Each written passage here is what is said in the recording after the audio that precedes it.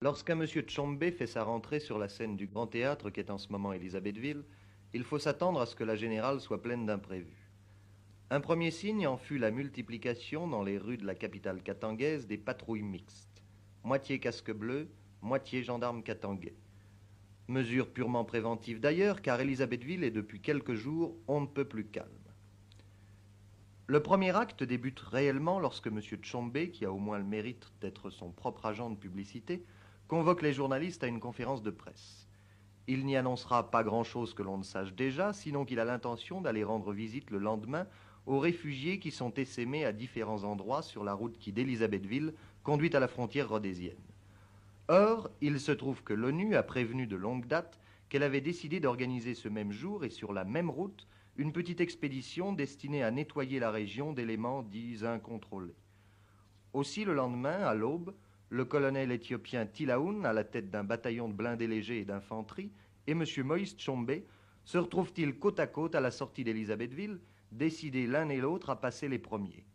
Après quelques palabres, le président katangais l'emportera, non point par souci de protocole, mais simplement parce qu'il promet d'éviter par sa présence une effusion de sang. Et commence alors en pleine brousse la plus extraordinaire des tournées des popotes. À chaque village, chaque groupe de cases, Tchombe descend de voiture, salue la foule venue l'acclamer, prévenue sans doute par ce qu'on peut appeler le téléphone africain. Il tapote les joues des gosses, serre la main des notables, leur adresse quelques paroles aimables, n'oublie pas de jeter de temps à autre un coup d'œil aux cinéastes et photographes qui l'assaillent. Puis, toujours acclamé et pressé par la foule, se dirige vers les quelques soldats dépenaillés et encore plus désemparés qui lui présentent les armes. Des armes le plus souvent hétéroclites qu'ils ont réussi à sauver dans la débandade générale. En swahili, la langue locale, il leur demande d'éviter tout incident avec les troupes de l'ONU qui derrière lui vont arriver. Il leur conseille de se retirer dans l'épaisseur de la brousse et de laisser la route au casque bleu. Et il en sera ainsi tout au long des 200 km de pistes qui mènent jusqu'à la frontière rhodésienne.